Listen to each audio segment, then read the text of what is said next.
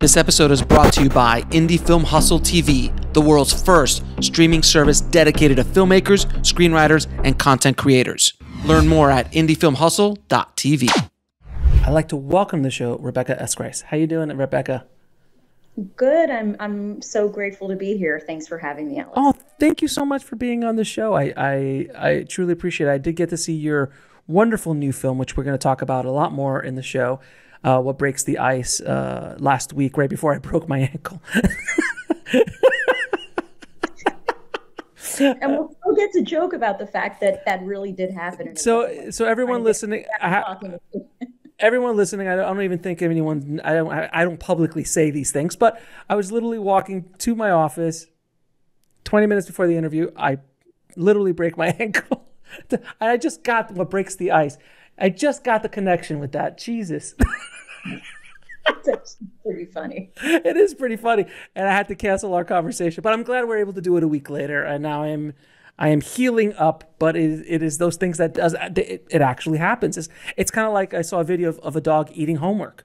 Like literally saw the dog eating the homework. It was pretty. The kid came out crying. They ate my homework. So let's get started. How did you get started in the business? Well, actually, I kind of have, it's pretty cliched. I would actually say let me start with where I started wanting to be a filmmaker, which was that when I was pretty young, I used to be that kid that stole my dad's video camera when we were on family vacations. And, I think a lot of kids that decide that they want their career to go in this direction, become fascinated with it at a young age. I went to a film summer camp, which I later found out our cinematographer, Greta Zozula, as well, went to the same program that I did. And we developed our love of telling stories with cameras.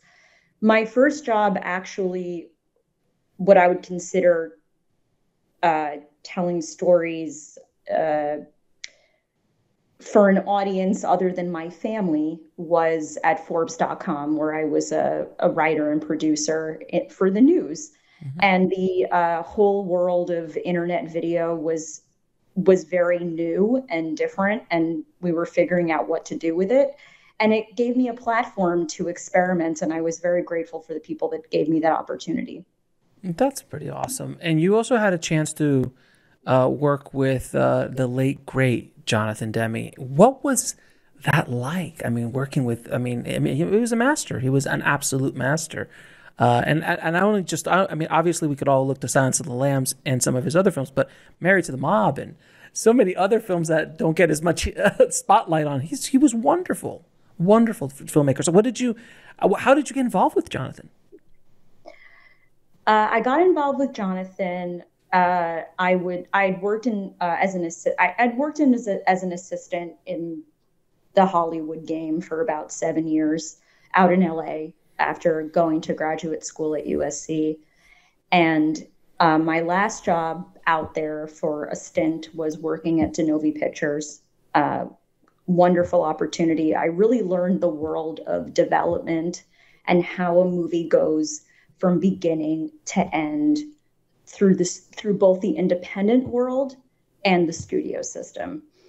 I wanted to move back to New York.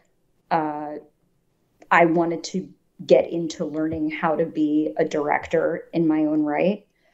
And I felt that my previous job experience was parlaying into that opportunity. And I had a really great friend, Courtney, who I had met actually doing a short film in Oklahoma, which was my student thesis film as a graduate student. And she called me up and she said, I think there's a job opening for a movie. I don't know who it's for, but I think it might be something that would be great for you because it's actually for a director and it would be like the proper next step for you.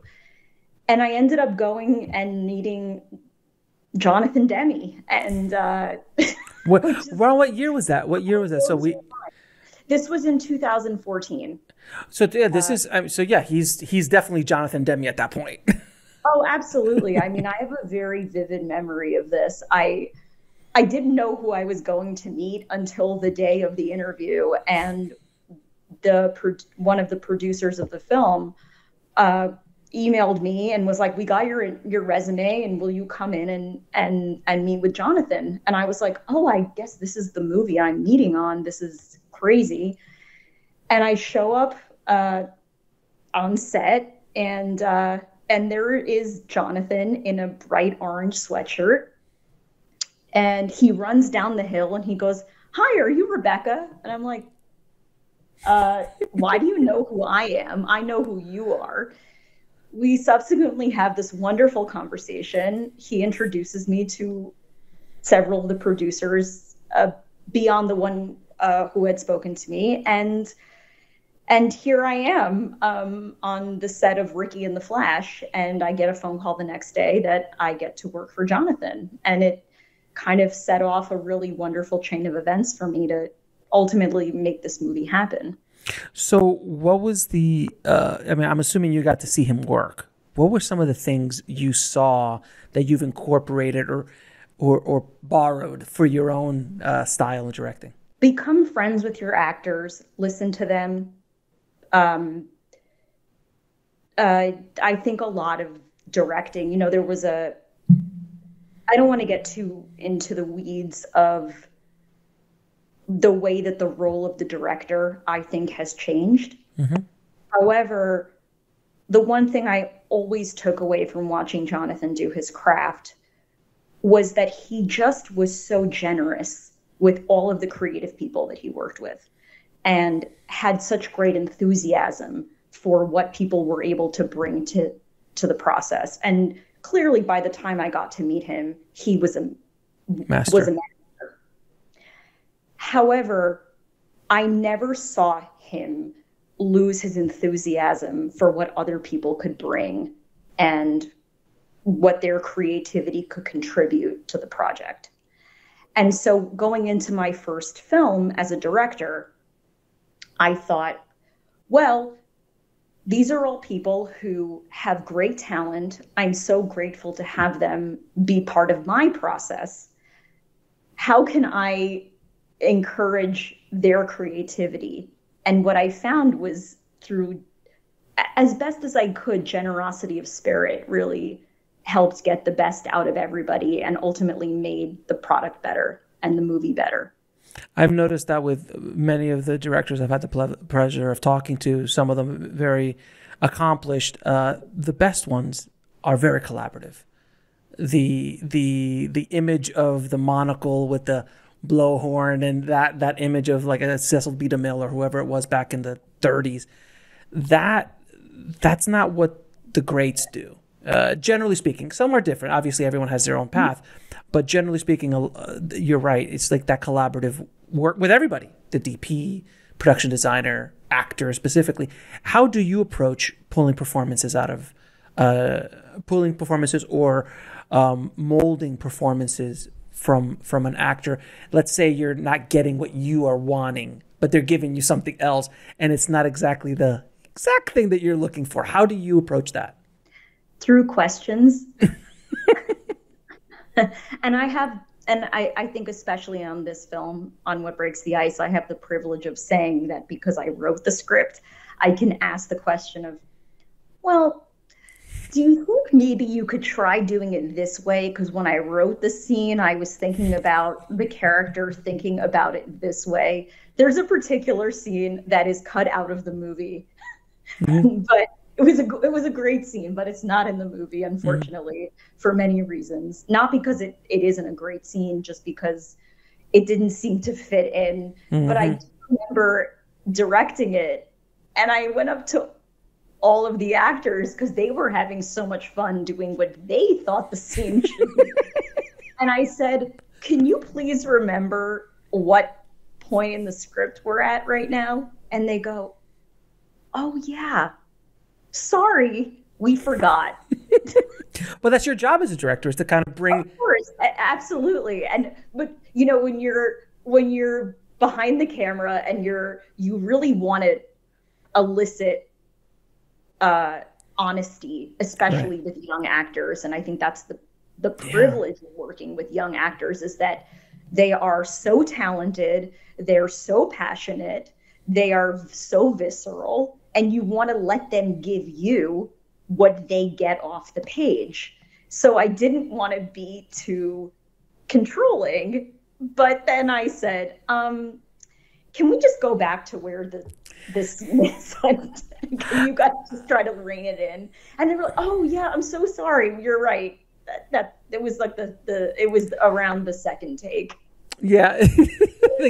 Actually, I'm lying. I'm lying to myself. It was around the fourth take. So it's well, sometimes it is herding cats. I mean, it's kind of like you're trying to make, especially with a bunch of young actors. I've had the pleasure of working with young actors as well, and I always find it interesting as a director when you're working with young actors, because you obviously remember when you were young. I remember when I was young. It's a completely different world now. Young actors have things and are dealing, well, young people in general are dealing with things that social media. Are you kidding me? I would have. Oh yeah. Thank God there's no social media when I was coming up. God knows what would be on the internet. The dumb things I did when I was in high school and so on. So there's certain things that they bring. Do you? It's a fine balance, because especially when you write young characters, it's a fine balance between letting them bring what their experience of being a young person is in today's world, even though you wrote it, I'm assuming, using yourself as what you thought you were when you were younger. At least that's what I do. When I write, I was like, yeah, a young person is a young person, but there's definitely different forces against, that put pressure on those young. So how do you balance that? Yeah, it was actually, I completely agree with you. It was a lot of fun. I was 15 in 1998.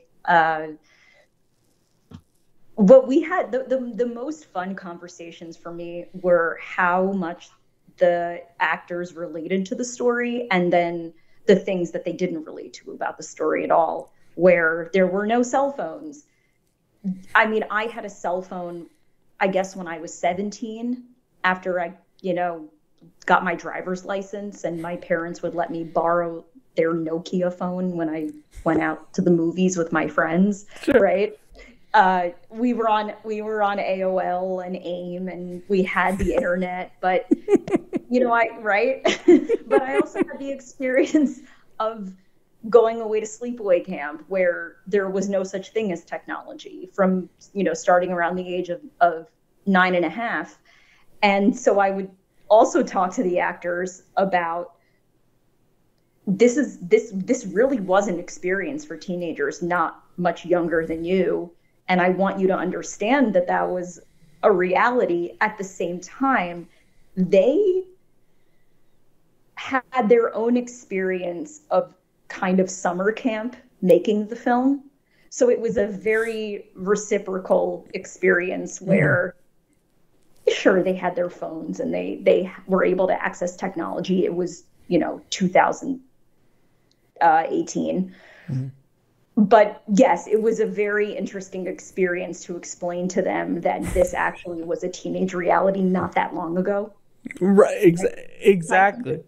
And I think is pretty thematic for the film, which is also why, some of the conversations I've been having about the film recently are, well, was the choice to make it a period piece important, which it was. Also, why didn't you make it so blatantly obvious that it's a period piece? And I said that I kind of want the viewer to enter the story and not know until they know, through a scene about 20-ish minutes in, where you have this conversation about Monica Lewinsky. And right. Suddenly you say, oh, this is a period piece. I didn't know if I was watching something that took place now or not now. Yeah, I mean, because there's definitely places in the world that look like, I mean, look, I was house hunting recently, and trust me, there's things that are stuck in the 80s. How do you think we found our locations? Stuck. I mean, like pristinely stuck in the 80s, not touched a thing. I'm like, or in the 80s or 90s, like just stuck there, pristine. And I'm like, wow. So yeah, there's definitely places that people live in. I mean, I did for the longest time in LA. My house was definitely, let's say, early 2000s with 90s references. A lot of gold trimming. Absolutely. The location that is Sammy's house that landline phone really was on the wall. We didn't put it there. You know, that old stove, that fridge, it was real.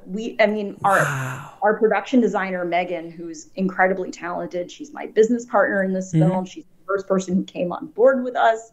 But she goes, this is the best location I could possibly ask for, because I can invest my efforts in the other things that we need to design, because there's actually a landline phone already here. You know, so to your point, there's a very, a lot has changed and a lot has not changed. Oh, absolutely. I mean, I still remember I was walking by a store in LA, and it was like I don't know if they call it an antique store, but it was like some sort of vintage shop. And there was a rotary phone in the window. And my daughters just turned to me, like, Dad, what's that? I go, that's a phone. And they're like, what do you mean? I went in and I started cranking it, and you're like, it wasn't even the push that, and they just looked at me like I had three heads. It just couldn't comprehend it. And it's like, you know, for the younger people listening, privacy was how long the line was that you could buy for your landline, so you could take that line around. And they sold 100 footers. I mean. Oh yeah, you had to get a phone line that was long enough for you to take it from the living room into the bathroom or closet or closet to have a private conversation. Otherwise, somebody was going to be overhearing you. So, and that must have been a heck of a conversation to have with your actors about technology and just like all of that stuff. It's like, you know, I'm a bit older than you. I'm a couple of years older than you, just a couple. But it's so different. Even late 90s is vastly different. The internet, like I was there when the internet was coming up. I remember I was in college in the late 90s, and AOL, you'd get those discs in the magazines, so you get that 30-day free AOL, and that was the only connection you had to the internet. It was insane. But anyway, we're going off the deep end. Yeah. I'm sorry. It's just It's okay. I enjoy talking. Bunch of some old folks just talking about the good old days without Facebook. Pretty much. Now, you also had the pleasure of getting mentored by Richard Linkletter, who's a friend of the show, and I love Rick. Rick is when I spoke to Rick he is a true artist. Like, there's just not even a question. He is a true artist. He approaches everything as a true artist. What were some of the lessons you took away from that experience working with Rick or having him mentor you in that program? Well, I will echo what you just said, which is that Rick is truly an artist and also such a tremendous supporter of other artists. Mm-hmm. And I think that going back to even what I said about Jonathan, I think that what I witnessed about Rick in my many interactions working adjacent to him, having him support this project, is just someone who loves what he does and wants to support other people who have the same passion that he does, which is to tell great stories. So the way that it was kind of a circuitous process with him. He was always, like Jonathan, one of my most favorite filmmakers. I actually often say that the very beginning of this project was that I went to see him do an early screening of Boyhood at the IFC Center, and I think that movie is a total masterpiece. And he was talking about, you know, how he came up with the idea and how that project came to fruition. It's insanity, pure insanity. Insanity, genius. Yes. Right? And I thought to myself, what would girlhood look like to me? And that's how I started writing this film. And then, you know, 5 years later, or was it, I guess, let me do the math again. 4 years later, having the opportunity to meet him in person as a mentor to this project through the Artist Intensive through the Austin Film Society, where I had earned a grant that supported the movie. And it was a cool opportunity. We just did the thing that artists dream of doing, which is we went out to his beautiful ranch And we had other filmmakers like James Ponsoldt and Athena Sangari and Jay Van Hoy, who's a brilliant producer, be there to support us and talk about how I could take my script from something that is an idea and a dream and something I want to do through another draft, and then ultimately taking it out in the world and raising money to get it made. And I think that what's really special about those experiences, if you're fortunate enough to have them, which I am, and I consider myself very blessed for that experience, is that you feel the community embracing you. And I think that the film community can feel very welcoming, and also feel there's a tremendous amount of rejection. And right. And so when you finally have, when you have an experience that feels warm and nurturing, it gives you the energy and the enthusiasm to believe in yourself, which is incredibly difficult. Oh my God. That was what my experience was, getting to meet Rick and have him be involved in this movie. So, I mean, we get rejected so often in this business, and we get beat up so often in this business. Like I always tell people, the thing is, we're all going to get punched in the face. We all still get punched in the face. I don't care who you are. You could be Steven Spielberg. Yeah. Punches come towards you. Now, whether you know that you're in a fight is one thing. Whether you know a punch, but I am. It's like some people don't even know punches are even a part of the game until they get knocked out, and then they're out forever. And as you get older and as you go through you start learning how to take a punch and keep moving forward. You learn how to duck a couple. You learn not to even be there. You might not even in the room. Sometimes those are things you learn along the way. But we're so abused as artists in this business that I can only imagine when you have like an idol of yours invite you over to their amazing ranch and you get to work and be creative and work with others. It must not feel real. It must be like, wait a minute, there's a punch coming somewhere. Where is the punch going to come from? It's going to come out of the woodwork. I'm waiting for it, but the punch doesn't come because it's such a weird place having a nurturing filmmaking experience. Is that fair to say? Oh, absolutely. I mean, I'm a big fan of exercise, not only because it's good for your mental health, but also because you're always challenging your body to roll with things when it feels too difficult to keep going. And I think that, yes, like you're saying, I think that making films, being an artist can feel that way. I'm a skier. I've been skiing since I was a little kid. And I liken it to when you squat down and put your poles behind you and the wind is just blowing in your face and it's like stinging you, but you're moving at such a momentum and you're like, I got to keep going even though it's really hurting me. And same with, I would say, skiing a mogul field where your knees are killing you and you're like, I'm going to get to the bottom of this and it's going to feel so good. And I think that sometimes sticking with artistic endeavors can feel the same way. I would also say that I also think that we have to think about why we're doing it. And it isn't just about fame or fortune or anything else, because that actually was something that I didn't get into doing this from at the beginning. It was because I was so moved by humane stories and the really great people that I admired and then ultimately had the wonderful fortune of meeting, working with, mentoring me. It actually, to me, felt like it was important for the future of storytellers and why we're here and trying to understand who we are. And the more that I tuned into that message and the less that I focused on all the other stuff, the more that I was able to move ahead. So, Rebecca, you're telling me that filmmakers aren't rich and famous? Is that not the reason to do this? I am definitely not rich. Sorry.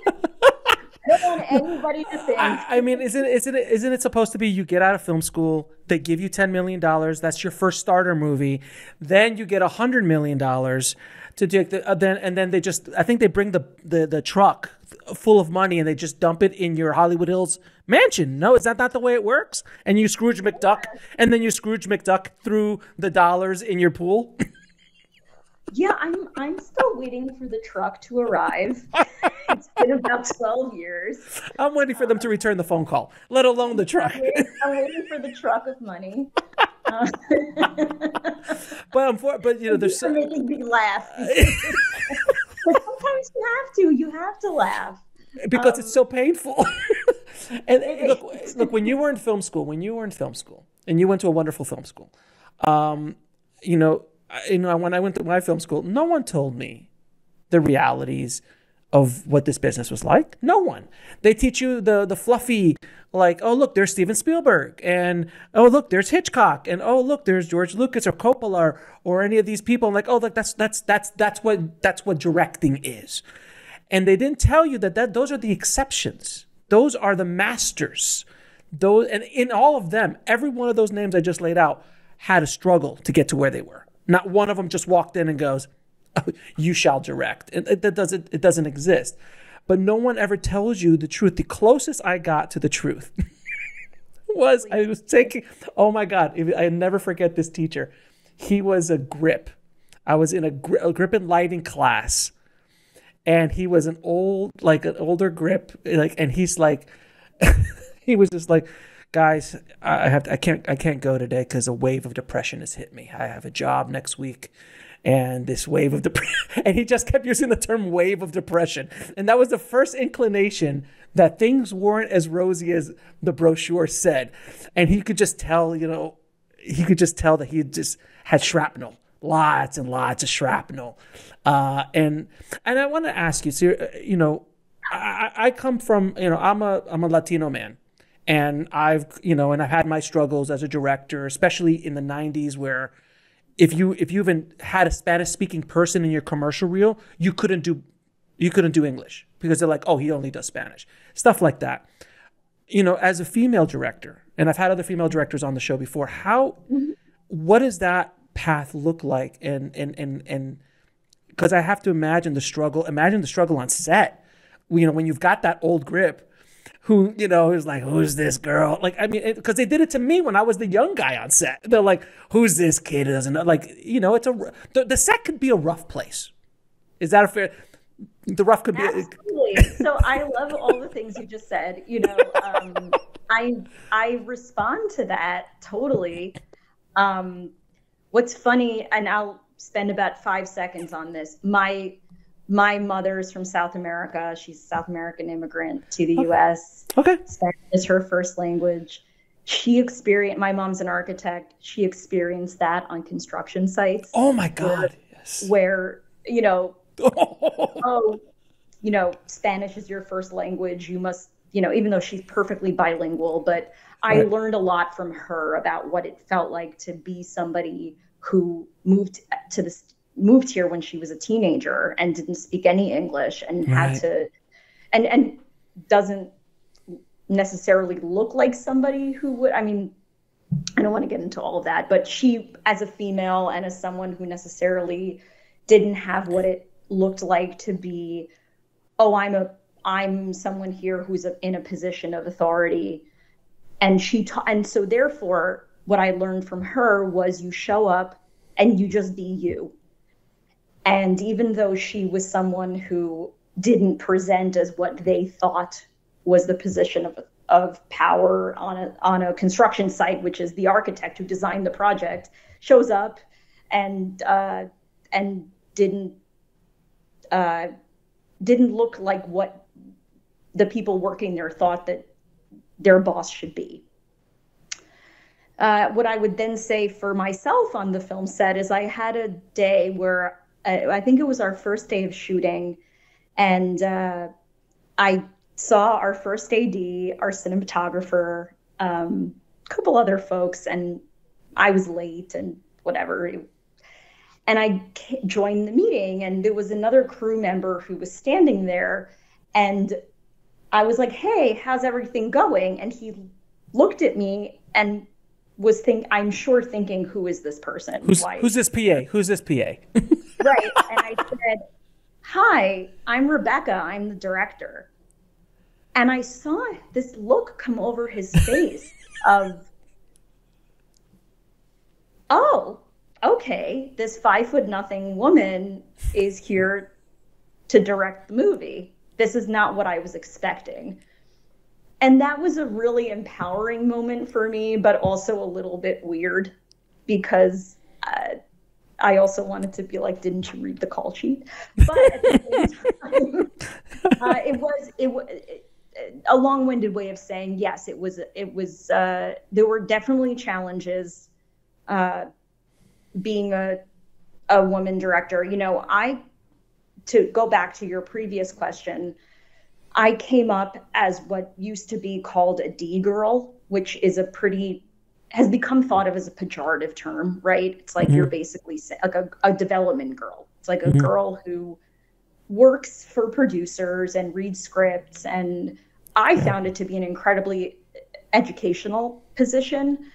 But in the world of Hollywood, especially in the 90s and the early 2000s, and even way before that, actually, it was considered this position of a woman who will help get a production made, but doesn't really have any power other than to read a screenplay and decide if it's good or not.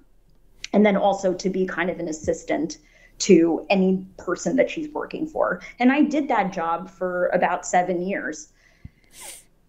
And what to me was fascinating was that I always knew I wanted to be writing and directing, but I really wanted to understand how the industry worked. So I thought, what better way to get a job where I get all the insider scoop on how this whole industry works? And then I just jump on over as I'm moonlighting as a writer at night and trying to never sleep in order to eventually become someone who can make their own films. But in the industry, often it seems like there's this idea that there's a Grand Canyon between working in development and on the studio side and in that whole world and actually being a writer and directing. And to me, they were just all different pieces that come together to be a filmmaker. And look, there's so many like Hollywood loves boxes and loves putting people in them. And if you're a writer, you're only a comedy writer, you're only an action writer, or you're only a thriller writer or a horror guy. You know, I always use the example of Wes Craven, you know, who's one of the most famous horror directors of all time. And he, you know, because I actually was one of my best friends was his personal assistant. So I would hear all the stories of Wes. He's like, Wes doesn't want to do another Scream. He doesn't want to do another Nightmare on Elm Street. He wants to do something else. So in order for Miramax at the time to get him to do Scream 2, they gave him Music of the Heart with Meryl Streep. I remember that movie. It was called... when you... 500 Violins. Yeah, when you saw it, you're... the first thought that could come to your head is this a joke? That this is... Did Wes... It's like Alfred Hitchcock doing Dumb and Dumber. Like, it doesn't... Though I would be interested in watching that.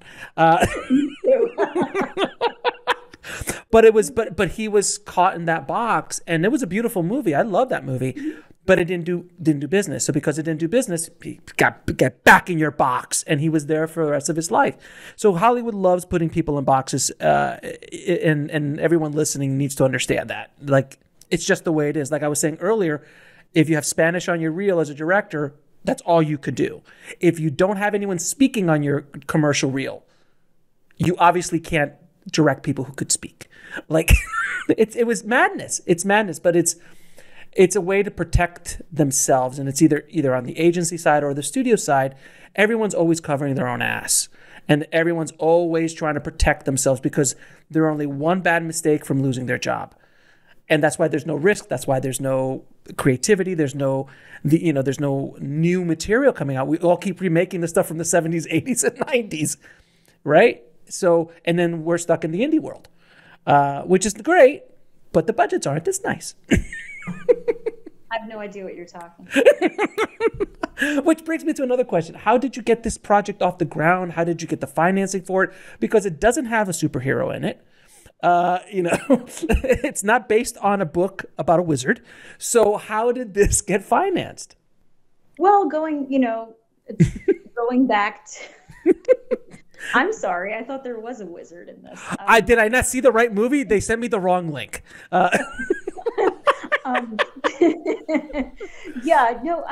So I mentioned earlier, I have a good friend, Megan, who's a production designer. We had met when I was a graduate student at USC, and I actually started out before I always wanted to be writing and directing, but I was also doing a lot of work in the art department. And I hired her to be my art director on a thesis film that I was doing for one of my friends at USC.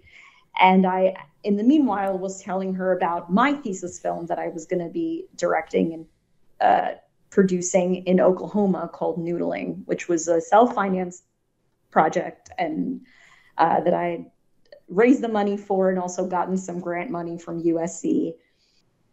And it was based on an article I read in the New York Times about basically hand fishing, which is what noodling is. And when you're a girl from Great Neck and Long Island and you've never done anything. There's no noodling in Long Island.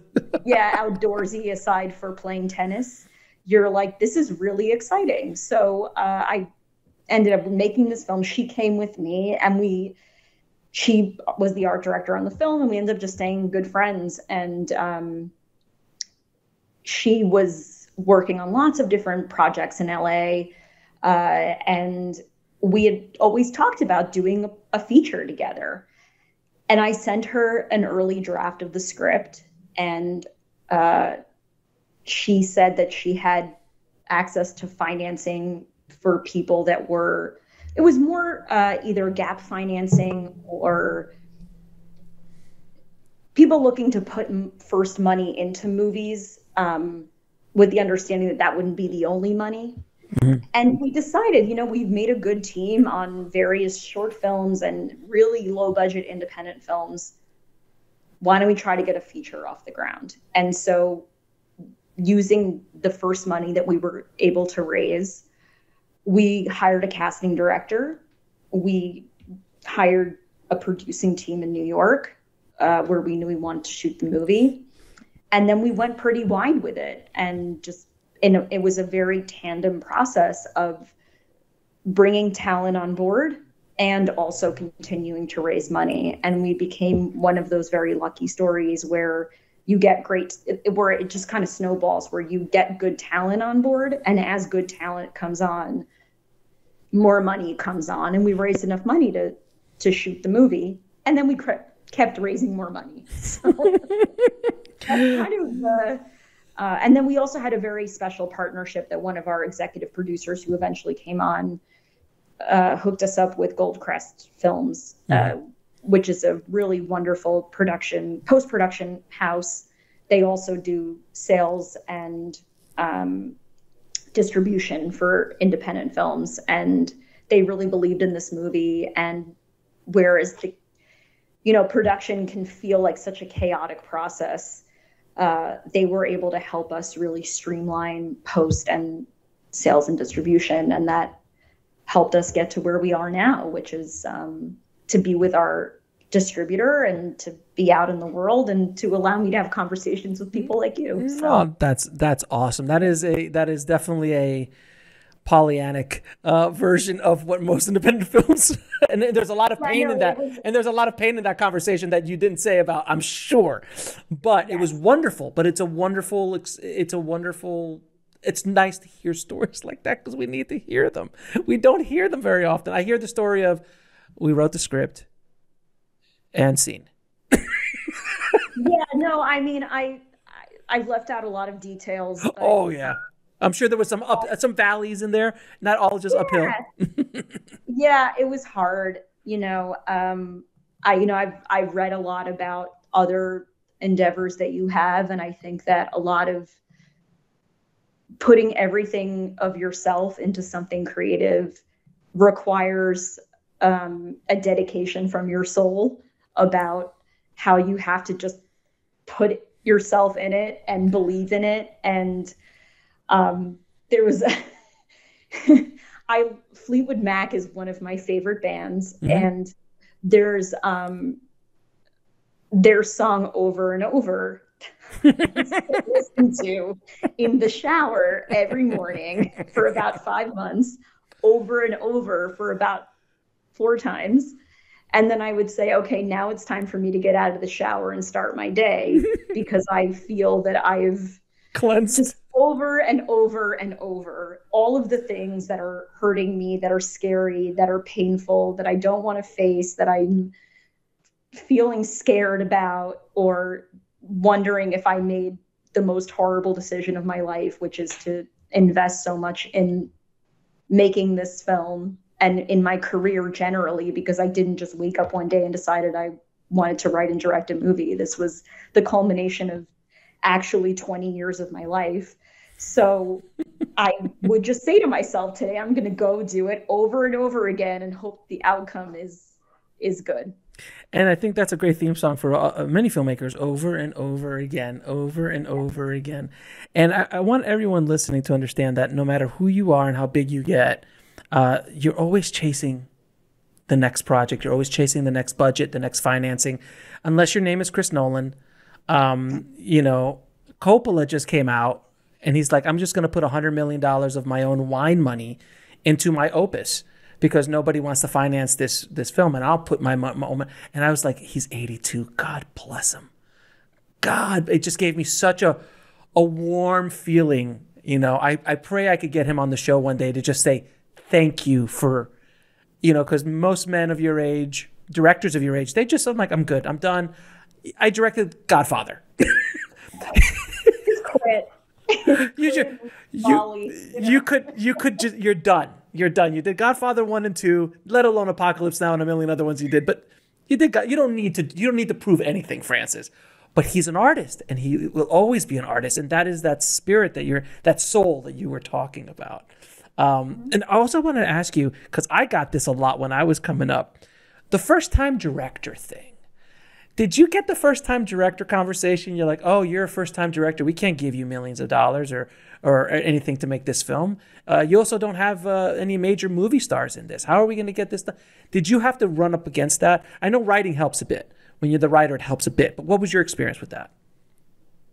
Absolutely ran up against that. I also heard you need to hire this cinematographer or this. You need this actor.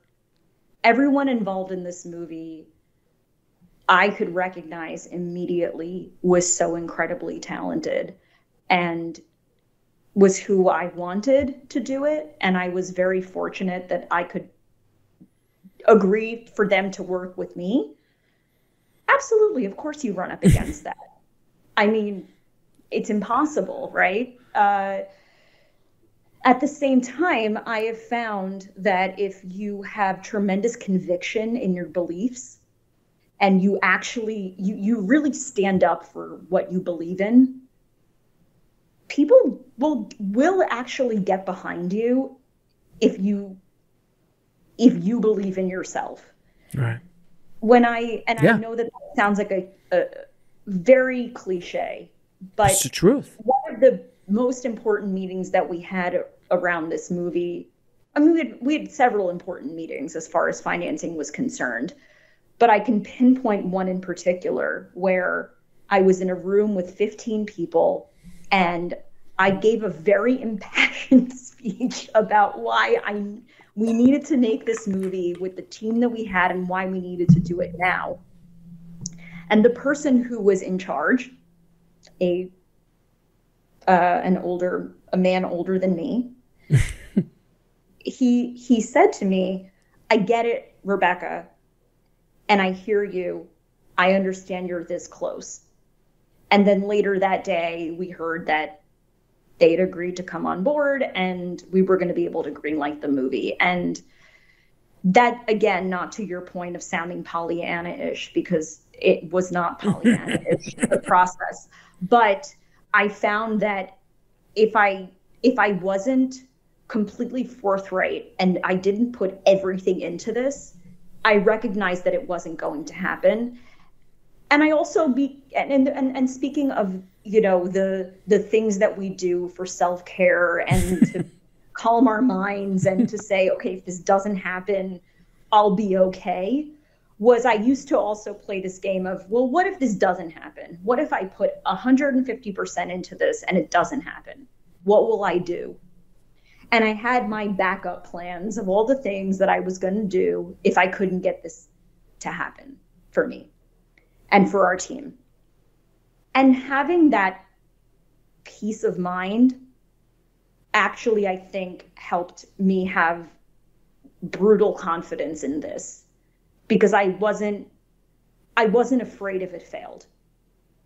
And then I think it did, and then it didn't fail. So here we are. And it's wonderful that you say that, because you know, and this only comes with age, unfortunately. I wish I would have learned this when I was 20.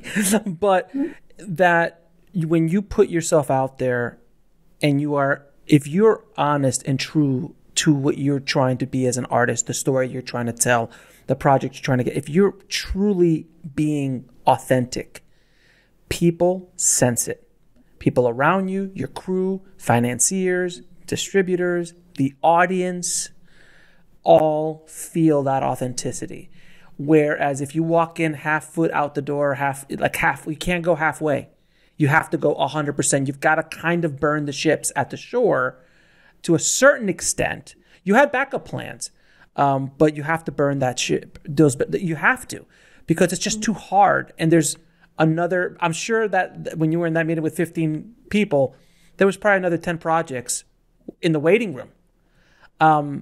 And if they would have come in more, if you would have gone in half-ass, you would have never gotten it.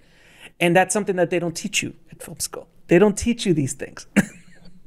That's very true. You know, as we both can relate to about film school, I will say I met some of the best people that I've ever met in the world in film school. Yeah, they're wonderful. And those were honestly like the best years of my life. So much fun. So much fun. And I watched all the movies I wanted to watch. Yep. So I wake up today, and that's all I'm supposed to do today is watch movies. And one of my absolute favorite classes I took at USC was a David Lynch seminar, and it was so perfectly scheduled. It was Tuesday mornings at 9 a.m. There's nothing weirder than going in and watching a David Lynch movie at 9 o'clock in the morning. Tuesday. And then walking outside. I just watched Wild at Heart at 9 in the morning. I don't even know what to do with the rest of my day. It's like taking shots at 9 in the morning. Yeah, you're like, I think I'm drunk, but also it's now, right. So, and then I wrote a 10-page, and speaking of like having gone to college where I was like an art history and English major, where you had to write all these intense papers, I got to write a thesis paper about Mulholland Drive and Sunset Boulevard. And it was the best. Like, what could be better? So I loved film school for that. At the same time, I agree with you. When you don't get to wake up at 9 in the morning and watch Straight Story, or Seven Samurai, or whatever, right? Right. So Criterion Collection, of course. Right. So when actually then suddenly they toss you to the wolves and they say, okay, well now go do it. And now you're waking up at 7 a.m. because you've got to go sit at a desk and roll calls and read scripts, and it's so vastly different. Right? I'm sorry, right? I'm just going back. I'm back. I'm giving flashbacks. I'm flashback. I'm sitting in my studio apartment in Orlando, Florida, where I went to film school at Full Sail, and I'm sitting there, and I Full Sail, and I worked at a video store for 4 years prior, so I brought up with me 400 VHS tapes, and I would just sit between classes at home before I knew anybody and just watch movies all day, doing papers on aliens and on like Much Ado About Nothing by Kenneth Branagh, and just sitting there doing all that. And then when you had to go work, you would go to class and play with cameras or talk about film and then prophonicate about, you know, the Matrix or something like that. It's just that was the fun of it, and that was so wonderful. But that's not life. That's not the reality of this business. That's a part of it. And watching films and talking about films and writing about films and all that, that's all part of it. But it is not the reality of, it's like going to art history class and looking at the masters and then sitting in front of a fresh canvas with some paint and going, do it. Right. And I agree with that. And I actually am a painter, and that's actually how I got into the arts very young, and I was a visual arts minor in oil painting, and that's awesome. But I think that it prepared me, to use your point, oil painting prepared me for the process of making films, because you have to draw it and let it, and then you let your drawing sit, and then you do a portion of the painting, and then you let it sit, and then it has to dry, and it takes months, and it requires incredible amounts of patience, and then the rest of your week happens, and you have to have a job, and you have to work hard, and you're like, when am I going to just be able to finish my painting, you know? And then who's going to see my painting? Where is it going to be displayed? Is anyone going to like it? Can I sell my prints? Are people going to look at it and say, oh, I could do that, that was easy, I could do that in a weekend? And then you say to yourself, but could you? I don't know. Maybe you could. Yeah, and you have all of these thoughts about what the artistic process really means. So thank you for sharing your reflection of my process, because I know you get it. Oh, I get it.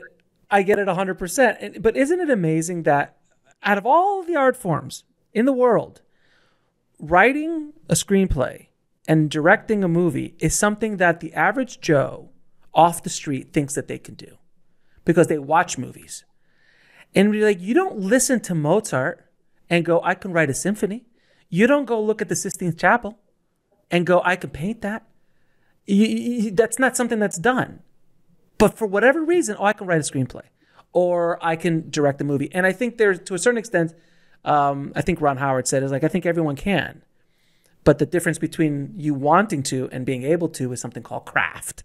And that's what takes time.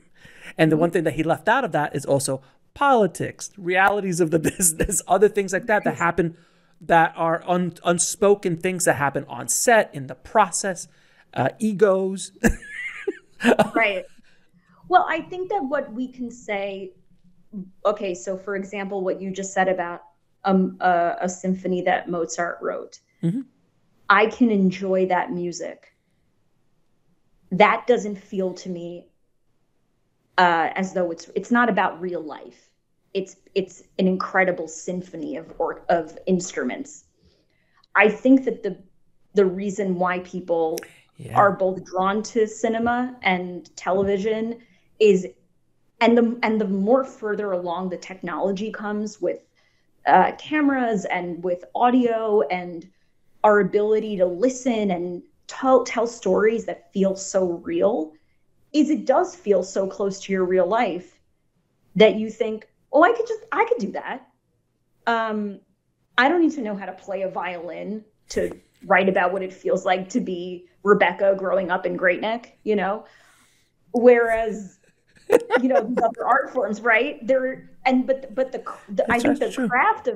the craft of storytelling is, yes, knowing how to reflect back on the human experience, but there's so much that goes deeper than that. It's the iceberg of creation, where you see on the top is, there's so much else that goes into it. And I think that quote that you gave is totally accurate. So yeah, I mean, and that's the thing, is like when you watch a beautiful movie, a masterpiece, you watch Silence of the Lambs. Let's go back to Jonathan.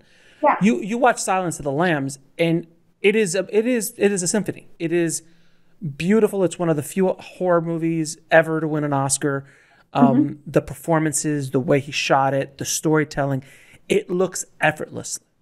It looks absolute effortless.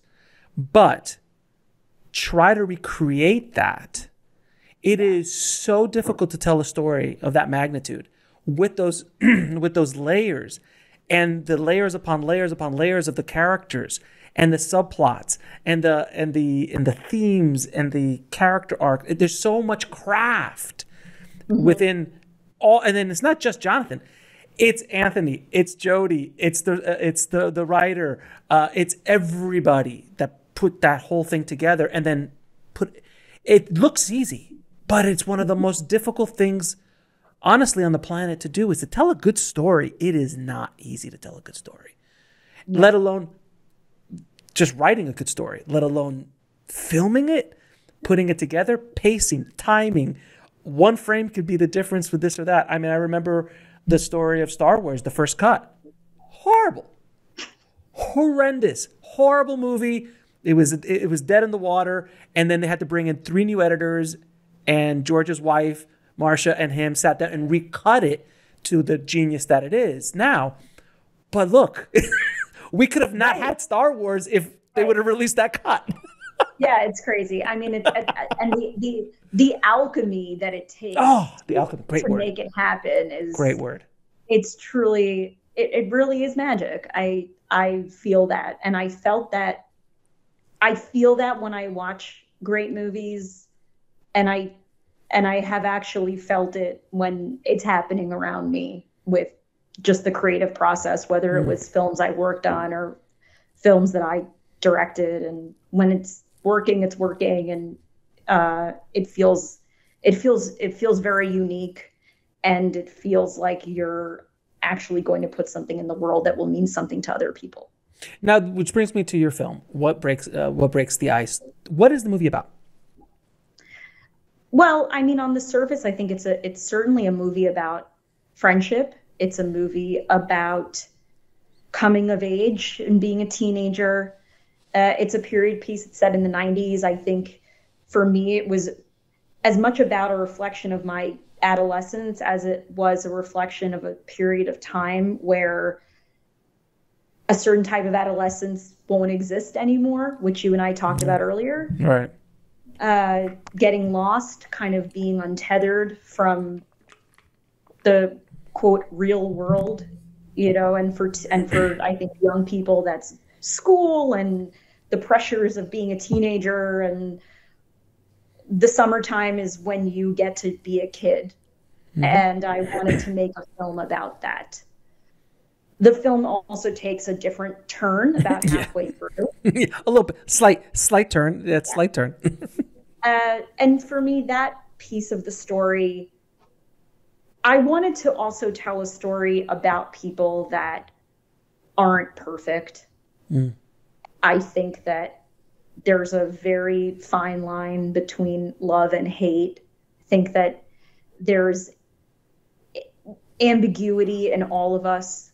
Most people are not all good or all bad. I think we're all trying to figure out who we are, and we make bad decisions. And there's I don't want to give too much away, but there is I think a very complicated and scary relationship that happens among the 3 main characters. And that was something that at the period of time when the story takes place, those kinds of experiences weren't really talked about in the way that they are today. Oh, yeah. Oh, God, no. And I wanted to expose that and to show that emotion and what that experience could feel like from 2 teenage girls and the messages that they're receiving around them about how they should feel about those experiences. I mean, I was the girl who was working at the tennis courts, but I was the guy. I was the one who wasn't the. Was not raised rich. I was middle class all the way, but I was lucky enough to go to a really good private high school, and that's where I met some of my good friends who were that other that other level of sophistication, of, you know, being rich and things like that. So I identified with her very much because you get thrown into environments that, and with people that you just, their experience is so different of life. Right.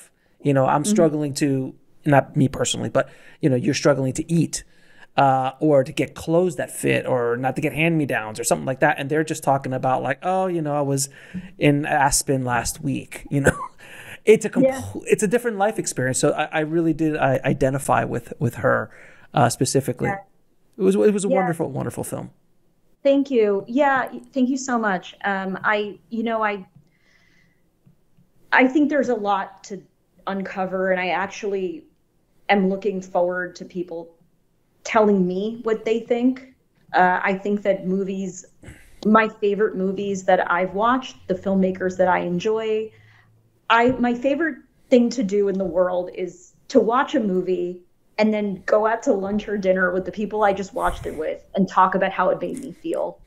And I really hope that there's a conversation to be had about this film, because there's a simplicity to the plot, if you can say that. I don't think it's there, you know, it's not like there's 7 plot lines to follow here. Mm-hmm. There are characters, it's told in a certain kind of visual language that which was very deliberate, which the shots are composed in the way that they are. The editing lends itself to the way that the film was shot. It's meant to slow you down in the way that the summertime when you were a teenager in the late 90s. And what our hope was that as you lose yourself in the story of these characters, it forces you to think about their choices and ultimately the outcomes of what happened, and to think, well, it was a simple story, but it made me think about deeper things. And that's what good art does. It definitely does. And I don't know about you, but one of my favorite things when I was coming up in my teen years is to go to a midnight movie, and then go to Denny's. And then go to Denny's because that's the only thing that was open. And you would sit there with your other cinephiles and explain to them why Neo is an allegory for Jesus, and this is why he's the savior, and this and Neo is really an allegory for one. And you see, it's all. No, and now I'm in my late 30s, and instead of seeing Rocky Horror, I do a Rocky Horror spin class in my apartment. Thanks of soundtrack, and think back to when I used to go to Rocky Horror midnight showings at the Lemley in LA, and so now I just exercise to the soundtrack. So before we go, I have to tell you my Rocky Horror story. So in high school, I would go to Rocky Horror with my friends almost every weekend. I must have seen Rocky Horror 30 or 40 times. I don't particularly like Rocky Horror. I just enjoy the experience with the crowd and also with my friends, because the movie itself, the music's fantastic, but the movie, I can't just sit there and watch it.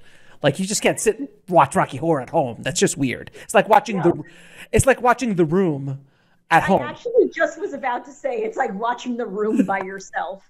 I was trying to explain to my boyfriend, who's a professor, and he's a wonderful person, but I was trying to explain to him what The Room is. Oh, the genius of The Room? Absolutely. The Room, and he just looked at me and said, "I'm sure you're right."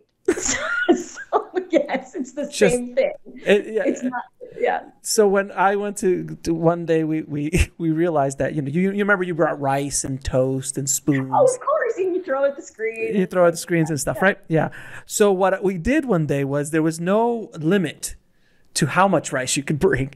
So we brought, there's 4 of us. Each of us brought like 40-pound bags each of rice. And when the rice scene came on, there was this tsunami of rice. We sat in the back, and it just crested over the audience, and people were like, "What is going on?" It was so the week after we went, the week right afterwards, and then there's a big sign, "No excessive rice." So poor guy had to clean all that up for the next. I love that. Now, where can people see the movie? So you can see the movie. We actually will be playing in theaters, but I'll start with the places you can stream it. So it will be on Apple TV, iTunes, Amazon, Vudu. Sure. I can give you a full list. Any place you could rent it, you can get it. Basically any place that you could possibly rent a movie these days. It'll be there. It will be there. Other than Blockbuster, obviously.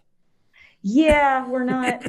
I wish I could unearth Blockbuster, and there's only that one. There's only that one in Oregon. The one, yeah. I've had that filmmaker on the show, and it was fantastic. Yeah, it's pretty cool. But basically, anywhere you can rent, it'll be available online. It will be there, with the exception of I think the only streaming services we won't be on are Netflix and Hulu yet, but we will be there. Those are subscription based, yeah. Yeah, and then also if you're a cable subscriber, every VOD. Cable subscriber will have us in their on-demand section, and then we will be in five cities. I think it's Boston, Houston, Chicago, Seattle, and the LA greater area. Nice. And I can share that with you. Yeah, we'll put it in the show notes. So don't worry about that. Now I'm going to ask you 3 questions I ask all my guests. Okay. What is the lesson that took you the longest to learn, whether in the film business or in life? Patience. That's mine. I'm still learning it. Patience. What did you learn from your biggest failure? Sometimes the reason that you failed has nothing to do with you. That's really good. That's a profound statement. I like that a lot because it's so true. There's so much truth in that statement. And there was one question I forgot to ask you because we went on so many tangents on this wonderful conversation we had. And it was great talking to you. It was a wonderful conversation. But there was one question I wanted to ask you. On the shoot, while you were shooting What Breaks the Ice, there has to have been one day that you felt the entire thing was going to come crashing down around your head. What was that day and how did you deal with it?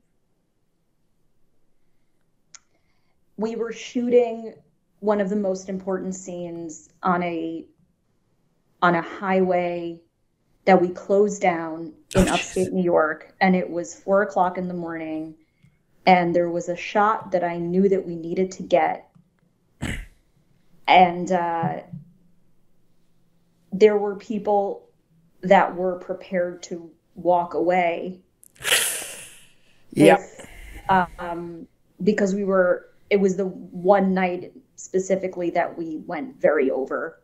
And when I had this reputation on set, which became a joke, that I was a monitor hog, which meant that my only way of being able to really direct well was I used to put my arms around the monitor so I could just see the monitor with nobody else around me. And that allowed me to not look at who else was there, even though these are all amazing, wonderful people. But if I saw how many people were there, I would be too overwhelmed to do my job. Mm-hmm. And so we had to make a decision to do one more take, which I knew that we needed.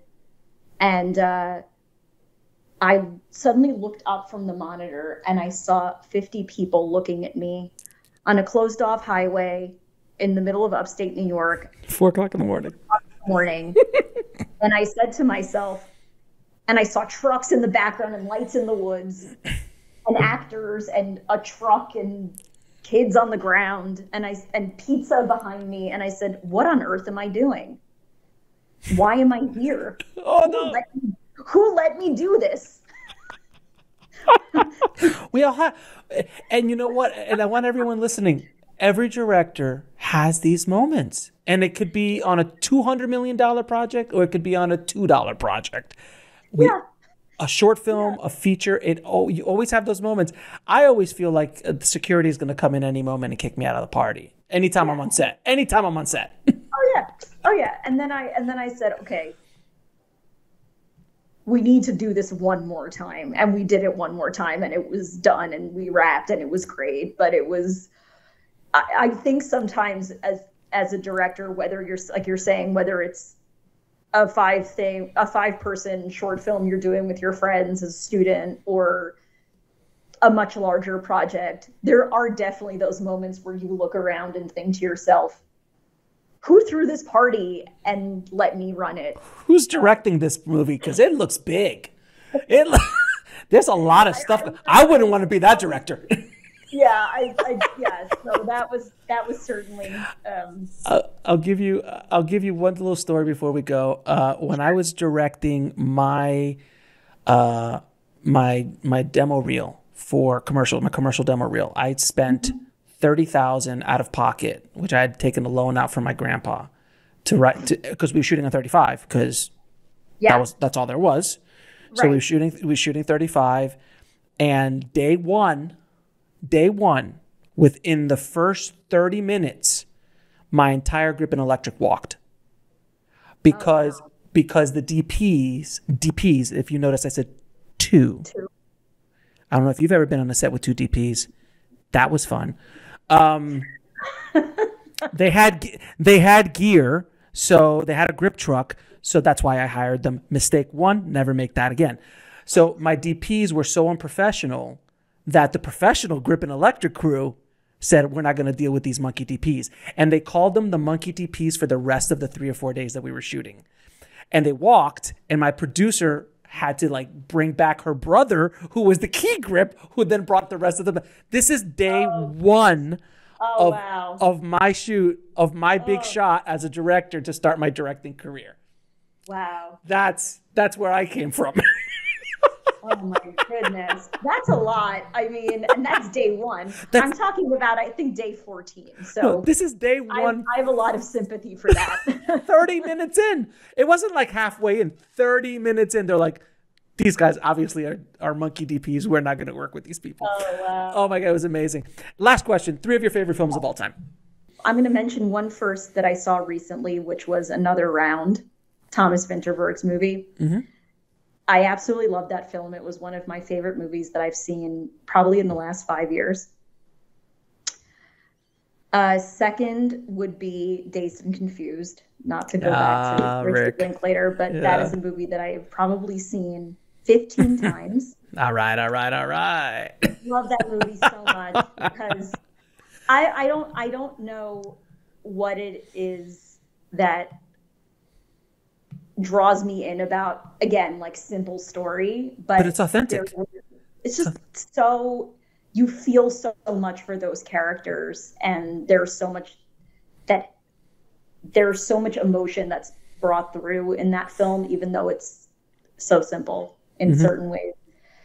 And then, of course, I'll mention the film that made me want to be a filmmaker, which is Days of Heaven. Oh, Malik. The film that I saw at that film summer camp when I was a young person, and I was blown away that you could film a whole movie during magic hour, and it just completely blew my mind. Because it's Terrence Malick, that's why. Only he could shoot 15 minutes a day and get away with it. Yeah, I know, right? And but I also feel those are 3 movies that I think I can immediately mention that are just 3 films that have recent, present, past. But I also want to mention, I think that Celine Sciamma, who's a female director, is someone who I'm so inspired by her and the storytelling that she does. And I think that there is a really cool moment we're living through right now where female storytellers are really having an opportunity to become auteurs. And that's something that sometimes I think there are so many wonderful female filmmakers like Agnes Varda and who have inspired me. But what I wanted to say about her is that she's kind of coming into this place of being a female auteur in a way that a lot of the auteur filmmakers that I greatly admire inspired me. And I look forward to what the future holds. It's an exciting time, and there are definitely a lot more voices being allowed they're a lot more voices are getting the keys to the car, as I always say, which I can't even comprehend. I mean, when I was growing up, I mean, Robert Rodriguez is the first Latino filmmaker I knew. Sure. It was Robert. It was just Robert, and I was like, wait a minute, if Robert could do it, I was in high school when that came out, so I was like, oh, it was Robert. So like, as a female director, I can only imagine. I mean, you had Catherine Bigelow, you had Jane Campion. Jane Campion's another favorite. I mean, she's amazing, but Piano is also one of my favorite films. But they would get chances every once in a blue moon, you know, or Sofia Coppola would come out, you know, but once in a blue moon they would get their shot. It's really amazing what's happening now, and there are more interesting movies being made, I think, you know, when they're given the opportunity to do so. Females, people of color, you know, it's just representative of the world that we live in. So I think that's what's so wonderful. Thank you, Rebecca, so much for being on the show. It has been an absolute pleasure talking to you. We could still, I'm sure we could geek out, continue to geek out for quite some time. We would. But I truly appreciate it. It was a real pleasure speaking with you. Thank you for having me. And the last thing I'll say, if you have 30 more seconds, sure. This is something that's personal to me. When you asked about advice, I try not to make this the centerpiece, but another piece of advice that I would give to people is that I went through a really bad, horrible tragedy while I was finishing my film. Oh, wow. And I think that sometimes we forget as filmmakers that life will get in our way while we're pursuing our dreams. Oh. And I think that we need to also respond to ourselves as human beings and recognize that life will happen while you're in your valiant pursuit of being an artist, and to just take time for yourself and then to keep going, because that's the best way that you can honor your art and your passion, and also honor the people that you lose, is to keep going with what you have to give to the world. And I think also everyone listening needs to understand, by the way, that was very beautiful. Thank you for sharing that, you know, we're making movies, not curing cancer. So, and I think sometimes we get a little too uppity about what we do. And don't get me wrong, stories are very important, but let's put things in perspective. I know it means everything to you, but do it right. Take care of yourself. Take care of the people around you who are working with you. Make it an enjoyable experience. And if you're not enjoying yourself on set and not enjoying the process, why do it? It's just too difficult. You could go be off digging ditches somewhere then. You know, I always tell people, anytime someone gives me attitude on set, I'm like, we could be digging a ditch somewhere. We are so lucky to be on set right now. And that is paying us to do this is remarkable. So just be very grateful, and grateful is the best word I could use, that we get to do what we get to do. We have fun. We get paid to have fun for a living. I just wish it was more often. We spend 95% of our lives working to make 5% of the movies we want because it takes so long, right? It took how many years to get this movie off the ground, and then you shoot for what? 3, 4 weeks, 5 weeks? Exactly. That's why I said patience. Patience. Thank you again, Rebecca. Thank you so much, Alex. It was so fun speaking with you. I hope to do it again.